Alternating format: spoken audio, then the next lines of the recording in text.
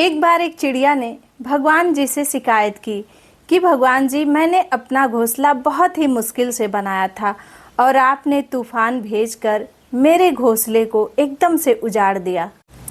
अचानक से एक आवाज़ आती है कि तुम्हारे घोंसले में सांप बैठा था और इसीलिए मैंने तूफान भेजा कि तुम जाग जाओ और उड़ सको, जिससे तुम्हें सांप काट ना पाए और तुम्हारी जान बच सके। इसी तरह इंसान की भी ज़िंदगी में कितनी मुसीबत आती है और हमको ये पता भी नहीं चलता है भगवान हमको हमारी परेशानी से किस तरह से बचाते हैं। अगर आपको ऐसा लगता है कि भगवान आपको कष्ट के पास ले आए हैं, तो आप भरोसा रखिए, वो आपको कष्ट के पार भी ले जाएंगे। एक बार एक गधे और हाथी के बीच में आकाश के रंग को लेकर बहस छिड़ गई। गधा कहे लाल और हाथी कहे नीला। फैसले के लिए दोनों लोग शेर के पास पहुंचे। शेर ने कहा, हाथी को 10 कोड़े की सजा दी जाए। हाथी ने कहा, मुझे सजा क्यों दी जाए, मैं तो एकदम सही बात बोल रहा हूँ।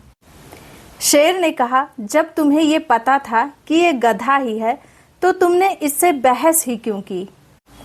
यही हम अपनी ज़िंदगी में भी करते हैं। मूर्खों के बहस में उलझकर खुद मूर्ख बन जाते हैं। कई परिवारों में मूर्ख लोग पढ़े लिखे समझदार लोग का ब्रेन वॉश कर देते हैं और उसे अपने जैसा बना देते हैं। इसलिए अपने आसपास के मूर्ख लोगों को पहचानना सीखिए, उनसे दूरी बनाइए, उन्हें इग्नोर कीजिए और कभी भी मूर्ख से बहस मत कीजिए। मूर्ख के चक्कर में बिल्कुल मत पड़िए। अगर कोई मूर्ख आपसे बहस करता है तो आप वहाँ पर चुप रहिए और वहाँ से निकल लीजिए। 14 साल का बिट्टू अपनी मम्मी से पूछता है, मम्मी आज कौन सा त्यौहार है जो आपने हलवा, पूड़ी, बेसन का लड्डू, पनीर की सब्जी और रसगुल्ले बनाए हैं। मम्मी बोलती हैं, अरे बेटा, आज तेरे दादा की पहली पुण्यतिथि है। ये सारी मिठाइयाँ और वो पनीर की सब्जी, ये सब चीज़ें मैंने उन्हीं के लिए बनाई हैं। उनकी सारी पसंद की चीज़ें मैंने बनाई हैं। ये सारा भोजन तेरे दादाजी तक पहुँचेगा, तभी हमें पुण्य मिलेगा। बिट्टू बोला, मगर मम्मी, जब दादाजी जिंदा थे तब तो आप उन्हें मटर पनीर की सब्जी नहीं देती थीं और सुबह की बासी सब्जी आप उनकी थाली में डाल दिया करती थीं। तब दादाजी मुझे चुपके से बुलाकर कहते थे, बिट्टू बेटा, मुझे मटर पनीर की सब्जी की खुशबू आ रही है, थोड़ी सी लाकर देना बेटा मुझे भी। आपको याद है ना मम्मी, जब मैं एक दिन दादाजी के लिए सब्जी चुरा कर ले जा रहा था, तब आपने मुझे थप्पड़ मारा था।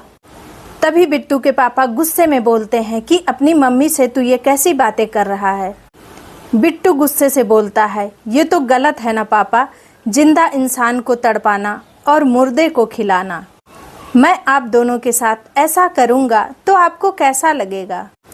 बेटे की इस बात को सुनकर उन दोनों लोग की बोलती बंद हो गई।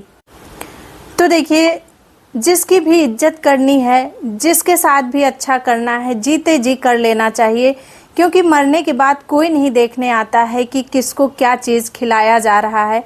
ये तो बस एक परंपरा है जो कि इंसान करता है।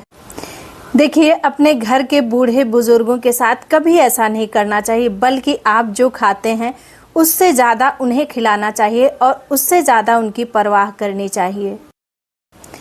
देखिए, हमारे बच्चे जैसा हमें करते देखते हैं वैसा ही आगे चलकर वो करते हैं। तो घर में जिनके बूढ़े बुजुर्ग हैं, हमेशा उनकी इज्जत करनी चाहिए और ये तो कभी करना ही नहीं चाहिए कि किचन में जो चीज़ बना है आप वो सब चीज़ें उन्हें ना दीजिए।